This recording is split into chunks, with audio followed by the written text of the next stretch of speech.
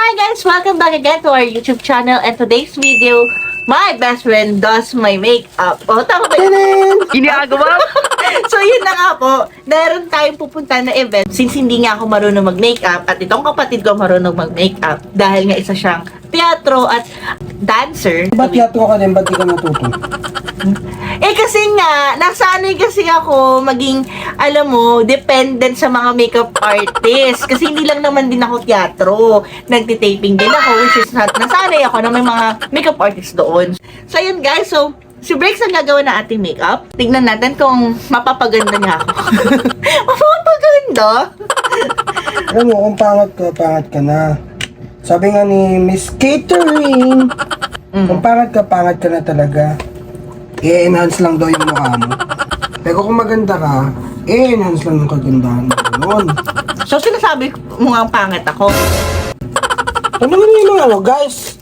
Comment down. So, ayun. Pero guys, gusto ko muna magpasalamat. Lalong-lalo na sa lahat ng mga subscribers natin dahil we've reached 1,000 subscribers na! Maraming salamat po sa patuloy na suporta ninyo sa amin, sa aming vlog, and sa patuloy na panonood, pagsusuporta at panonood ng mga videos namin. Unang-una, sa lahat, gusto ko magpasalamat din, especially sa lahat ng mga supporters ni Fiang for helping me reach the 1,000 subscribers and for supporting me as well. So, mwah! Lagyan natin ng ganito para walang stock sa mukha. Setting spray. Pikit.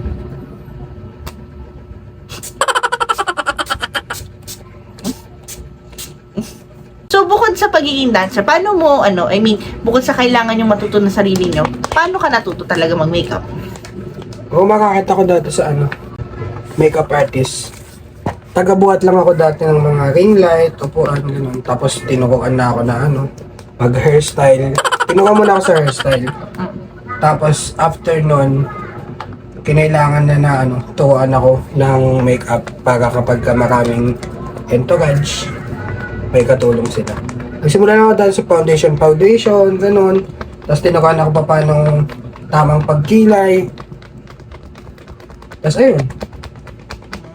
I'm so proud of you, brother. Tanggalin muna natin yung mga ng kilay na nakakalat. Uy, pero sabi nila maganda daw kilay ko. Ba't may sinabi ba kung hindi? Hindi, sinasabi ko lang din. Tanggalin lang naman natin yung kalat para pagkakanilayan maayos. Tingnan nyo. Wow! Tingnan natin kung marunong pa ako kasi tagal na ako din ng gano'n. May trabaho na lang. So, experiment. Oh, Uy, pwede. Since Halloween today. hoy!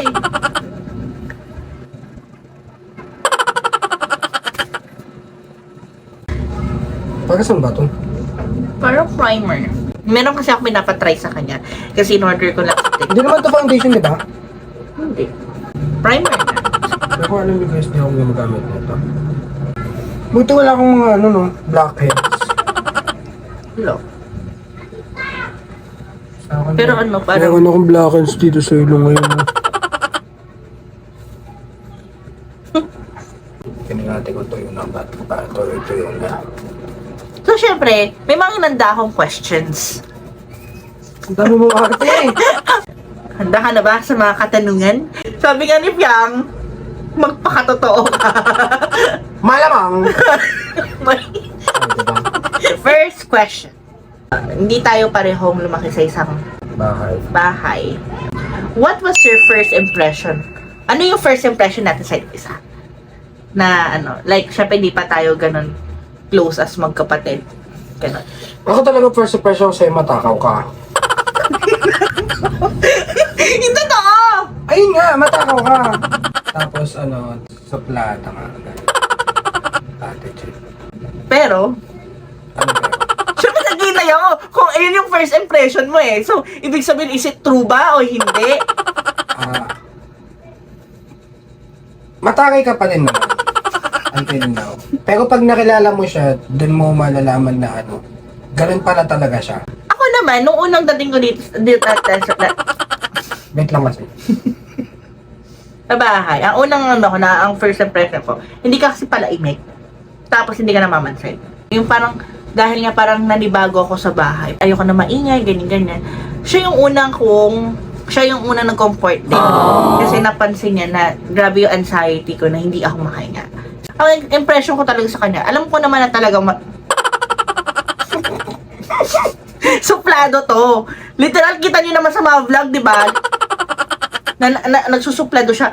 Depende sa trip at depende sa bagay-bagay na nangyayari. Lalo na pag gutom siya. Grabe yung pagkasuplado niya. Pansinin niyo yung last na vlog ko. Anong vlog? yung ano, pang bobo kasi yung tanong mo eh, yung gawa ng kasakin. Ah. Oo. Oo, may times din talaga na ganyan yan. Kaya pag pagod na pagod, naku, yun. Ano kasi yung mga tanong niya? Pwede na, Uulitin na naman niya. pwede niyang sagutin. Uulitin na Ano naman. yung mga simpleng tanong na kailangan naman ng ano? Hindi Uulitin. naman na kailangan itanong. Kung meron kang common sense, masasagot mo sa sarili mo yan. Okay. So next question. Who usually say sorry first? Ikaw. Kasi ikaw makisalanan. Actually, oo. Pero hindi ako yung lagi may kasalanan. Ayan, dapat dahan-dahan lang, be. Aray! So, ano?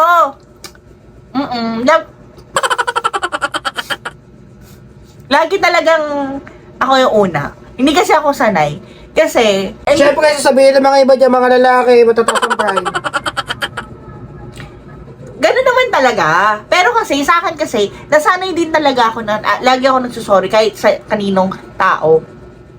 Parang, nakaugalian ko na yon. Lalo na pag hindi ako pinapansin na, hindi ako sanay. Lalo na siya yung lagi kong kausap. Tapos parang, nagigilty ako. Parang, alam mo yun, parang gusto ko na lang mag-sorry kahit na siya yung may kasalanan. Ganon. Ganon ako. Pero may times naman na magsusorry siya ng ano, pag alam na niyang siya naman talaga, nauuna naman din siya. Eto te, ano yung ginagawa na, mo, ako, na natatawa ka? Ayun, natatawa ako kapag kami nakikita siyang bet niya tapos numinipis yung boses niya. Uy, kilon ka. Wala pa naman ng... Basta yung makakamdaman niyo kapag kami bet siya, bigla na lang siyang, alam mo yung madaldal siya tapos bigla siyang tatahimik. Tapos magiging pabebe. Uy, grabe siya. Pag may bet siya, ganun siya. Ako na... Tapos sa arte yung salita niya, parang medyo may, parang yung kalahating ngipin niya may braces. Paano? Sample. Eh kasi ano eh. Huwag mo gagalawin kilay mo. Ginagalaw at ginagalaw mo. If I were in trouble, what would be the first thing you'd say? Parang alam ko pero... Ano? Di ko alam kasi pag nangyayari kasing ganun, ano eh, natural lang yung lumalabas sa bibig ko. Which is... Hindi ko alam. Alam ko sasabihin, taka ka. Ganon. Pero yun ang alam ko, lagi mo sinasabi sa akin na Tanga-tanga mo kasi ganun. ganon. Yun yung lagi. Pero pag ako sa kanya, asam ka, ti? Ti? Huh? Ganon, nag-aalala ako. Pero siya tayo na. Minura ka na nga. Uy, ang ganda. Ang ganda, ti. Hindi ko malikot. Yan. Ayan na. Yun, ganon siya. Hindi ka kasi nag-iisip eh. Ganon siya. Pero pag ako, pag nasa trouble siya, asan ka pupunta ka? Ganon ako kabait. Eto, what's the one thing we both hate? Cheater. True. When it comes sa mga cheater. Kasi nangyayari yun sa amin sa mga past relationship namin. hate namin yung mga cheater. Ganon. Anong kulay guys? Ganda, shala. Pink? Kakampi. Yung bagay. Dark red. Dark red. Kala mo na magsasagot sila live stream. Red talaga naiisip ko. Hindi red. Pink. Ganun. Like ng mga pink. Ano. Eto, describe our friendship or bonding in 3 words. Describe 3 words ha. Travel. Eating. Watching. Ano watching? Bakit watching? Movies. Okay.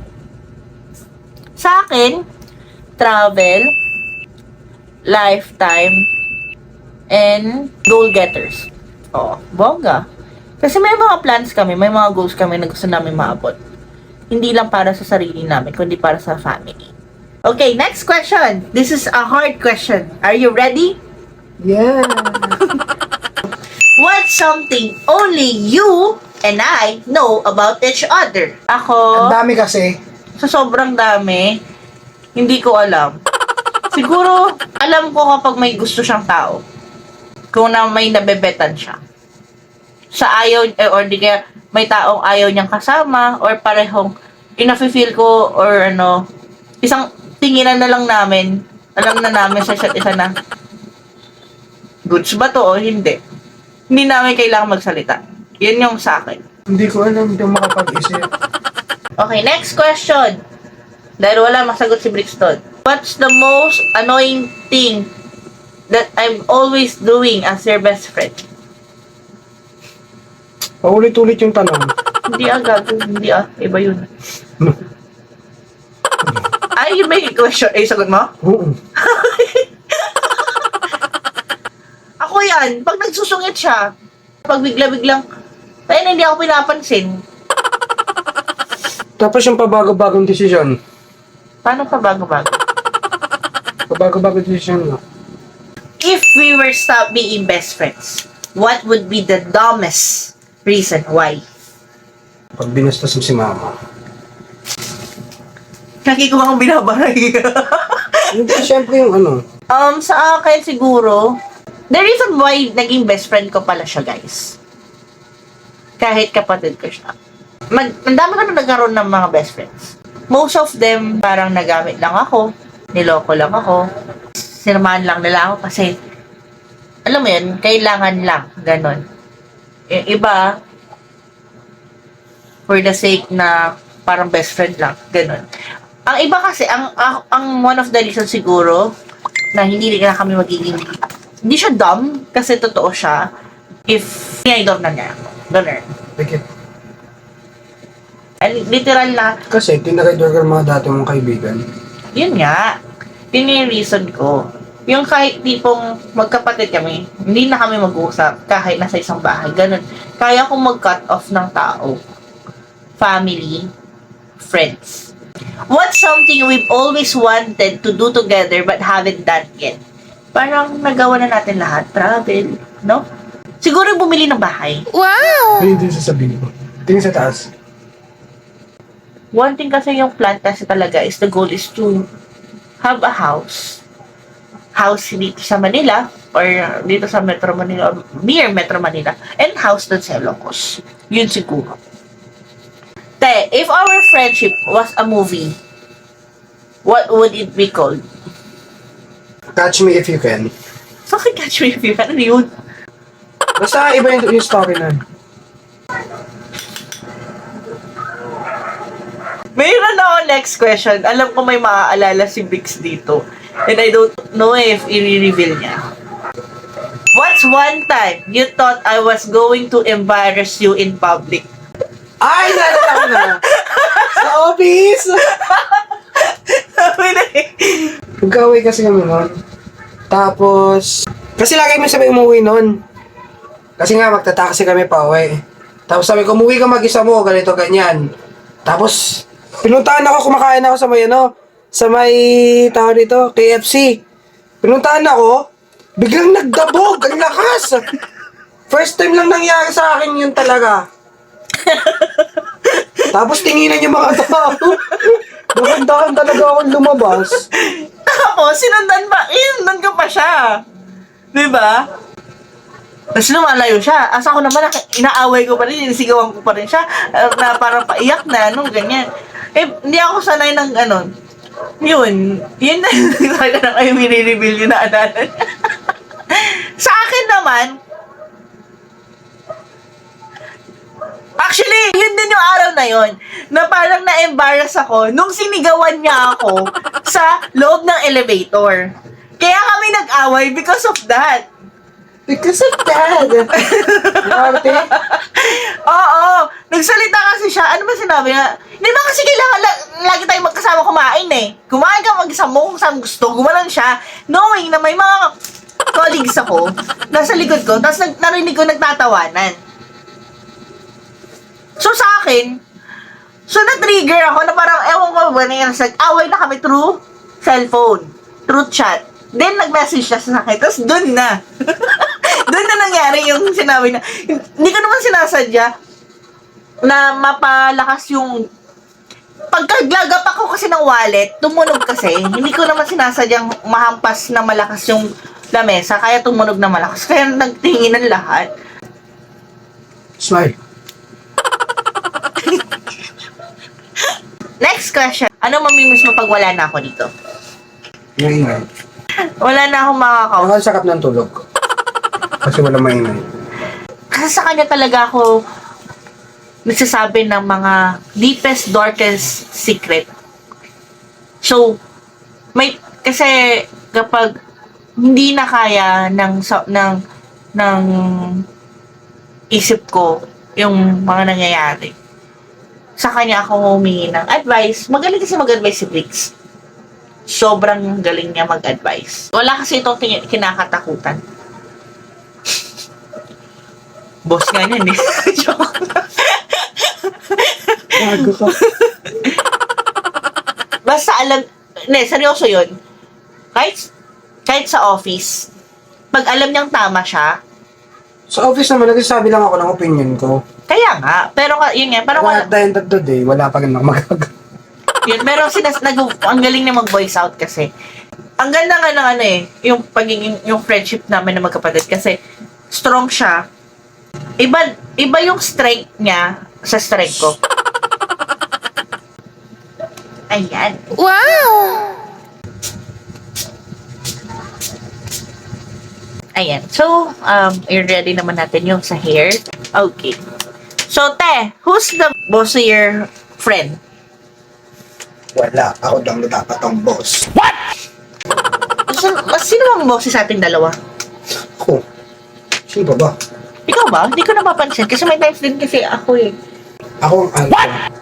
Pero usually kasi, laging siya yung nasusunod. Pero may times din kasi na may mga... Ako masusunod kasi bulok ka magdesisyon. Ay, wow! Magdidesisyon ka, hindi mo alam yung outcome ng pagdidesisyon. Okay. Who's more dramatic between us? Ikaw, syempre, iyakin kayo. Uy, hindi ako iyakin, no? Ano ka, di ba? Mas gusto ko yung taga-centris. Huh? Kasi, mas nandilo ako. Ay! Shit! What's something you admire about me as your best friend? Generosity. Yun lang? Wala na ba iba?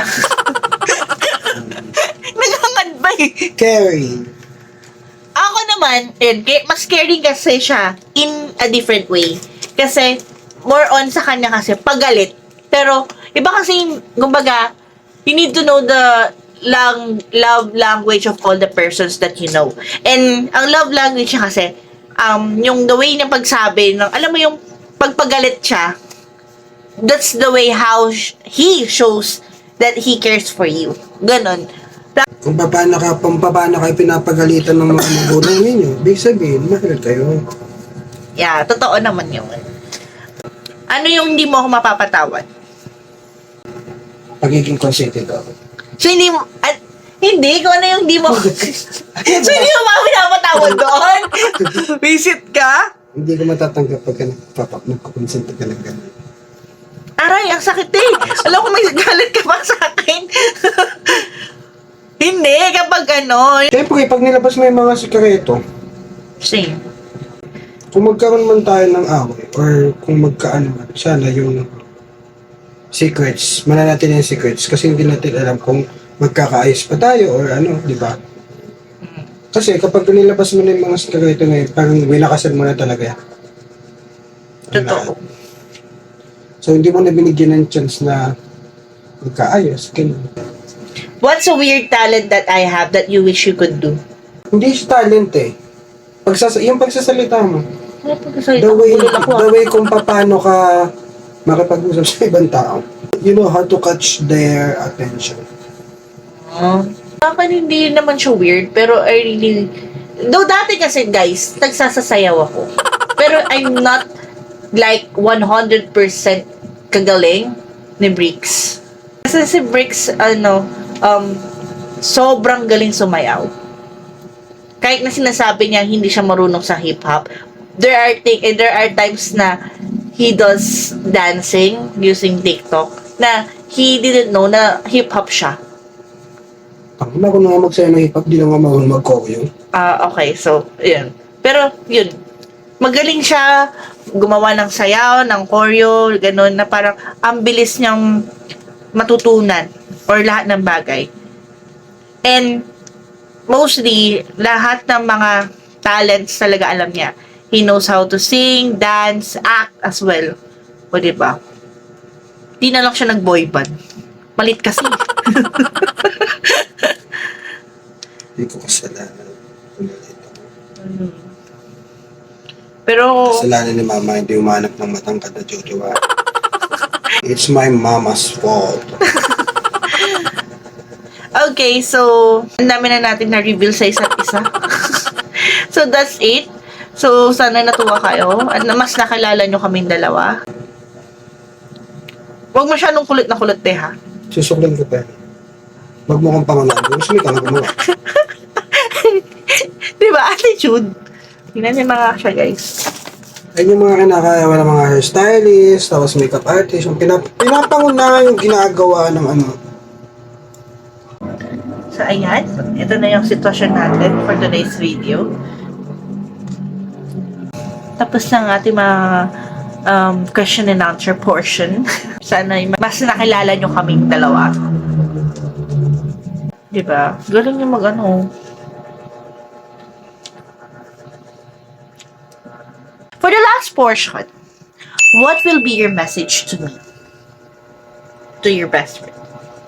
Always be positive. My message is, tuloy ang laban. Tuloy mo lang yung pangarap. Kaya, go na, mag-Disneyland ka na ulit.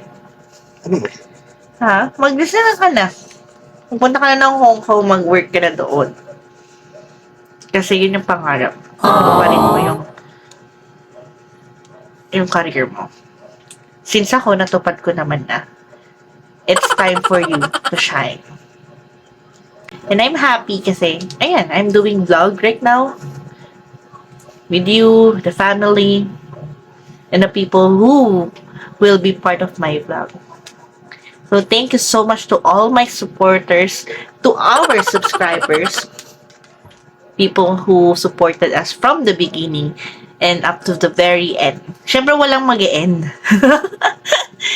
Ito na nga po guys sa ating aurahan for today's video. So, makeup,